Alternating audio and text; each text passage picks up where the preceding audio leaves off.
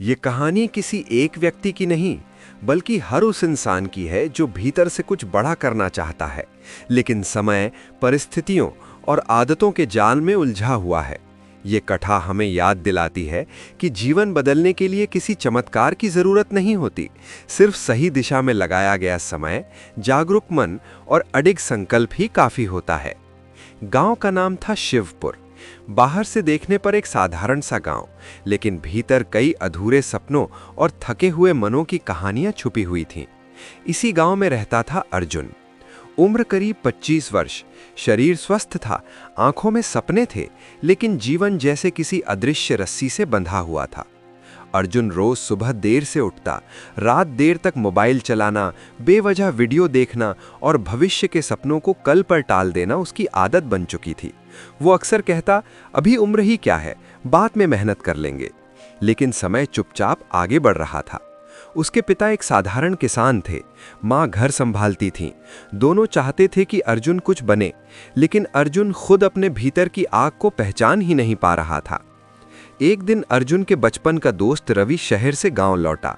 रवि वही था जो कभी अर्जुन के साथ स्कूल में पिछली बेंच पर बैठा करता था, लेकिन आज रवि की आंखों में आत्मविश्वास था, उसकी बातों में स्पष्टता थी। रवि ने बताया कि वो शहर में नौकरी कर रहा है, साथ ही प्रतियोगी परीक्षाओं की तैयारी भी कर चुका है। अर्जुन सुनता रहा, भीतर कहीं कुछ चुभा। उस रात अर्जुन को नींद नहीं आई। पहली बार उसने अपने जीवन को बाहर से देखा। उसे एहसास हुआ कि वो वहीं खड़ा है जहां 5 साल पहले था। अगले दिन अर्जुन गांव के बाहर स्थित पुराने पीपल के पेड़ के पास पहुंचा। वहीं अक्सर एक बुजुर्ग साधु बैठा करते थे, महात्मा नीरज। लोग कहते थे कि उन्होंने आधा जीवन घूमते हुए और आधा जीवन मौन में बिताया है। अर्जुन ने उनसे अपनी उलझन कही। साधु मुस्कुराए और बोले, बेटा, समस्या ये नहीं कि तुम्हारे पास समय नहीं है, समस्या ये है कि तुम समय की कीमत नहीं जानते। उन्होंने एक छोटा सा पत्थर उठाया और कहा, यह पत्थर अगर सही जगह रखा जाए तो मंदिर बन सकता है, और गलत जगह पड़ा रहे तो ठोकर बन जाता है। समय भी ऐसा ही है। महात्मा नीरज ने अर्जुन से पूछा, अगर तुम्हें रोज 24 सोने के सिक्के मिले और रात तक इस्तेमाल न करने पर वे गायब हो जाएं, तो क्या करोगे? अर्जुन बोला, हर सिक्का सोच समझकर खर्च करूंगा।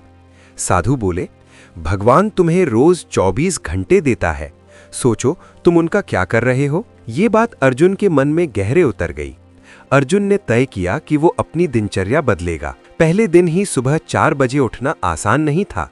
शरीर विरोध कर रहा था, मन बहाने बना रहा था, लेकिन उसने महात्मा के शब्द याद किए, उठो, जागो और लक्ष्य प्राप्ति तक रुको मत। धीरे धीरे उसने सुबह का समय पढ़ाई, ध्यान और व्यायाम को देना शुरू किया। मोबाइल का इस्तेमाल सीमित किया। शुरुआत में मन भटकता रहा, लेकिन उसने हार नहीं मानी।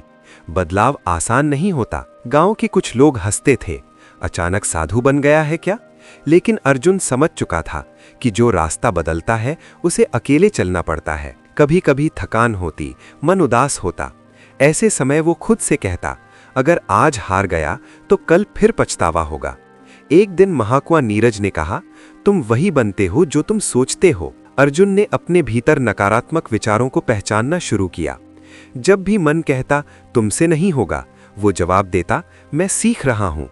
धीरे धीरे उसके भीतर आत्मविश्वास जागने लगा। गांव में कई युवा शाम को शराब और ताश में समय गंवाते थे। पहले अर्जुन भी कभी कभी उनके साथ बैठ जाता था, लेकिन अब उसे एहसास हो चुका था कि ये आदतें उसकी ऊर्जा चूस रही हैं। उसने खुद से वादा किया, कोई नशा नहीं, कोई व्यर्थ संगत नहीं। एक परीक्षा में अर्जुन असफल हुआ। ये बड़ा झटका था। कुछ पल के लिए पुरानी निराशा लौट आई, लेकिन फिर उसने खुद से पूछा, क्या मैं फिर पुराने जीवन में लौट जाऊं? उसने असफलता को शिक्षक बनाया, अपनी गलतियां पहचानी और दुगनी मेहनत शुरू की। एक सुबह ध्यान करते हुए अर्जुन को गहरी शांति का अनुभव हुआ। पहली बार उसे लगा कि वो वर्तमान में जी रहा है, न अतीत का बोझ, न भविष्य का डर। उसे समझ आया कि असली शक्ति बाहर नहीं, भीतर है। अध्याय। समय बीतता गया, अर्जुन का ज्ञान बढ़ा, सोच बदली, व्यक्तित्व निखरा। लोग जो कभी मजाक उड़ाते थे, अब सलाह लेने आने लगे। अंततः वो दिन आया जब अर्जुन का चयन हुआ। पूरे गांव में खुशी थी। माता पिता की आंखों में आंसू थे, गर्व के आंसू। अर्जुन जानता था कि ये अंत नहीं, शुरुआत है। अर्जुन महात्मा नीरज के पास पहुंचा और चरणों में बैठ गया। साधु बोले, मैंने कुछ नहीं किया, तुमने अपने समय को पहचान लिया, बस। अध्याय लाइफ यात्रा का संदेश। अब अर्जुन युवाओं से कहता है, समय सबसे बड़ा धन है। जो आज टालता है वो कल पछताता है। अपने भीतर झांको, अपने विचार बदलो, अपनी दिनचर्या बदलो, बाकी सब अपने आप बदल जाएगा। अंतिम संदेश। ये कहानी अर्जुन की नहीं, आपकी है।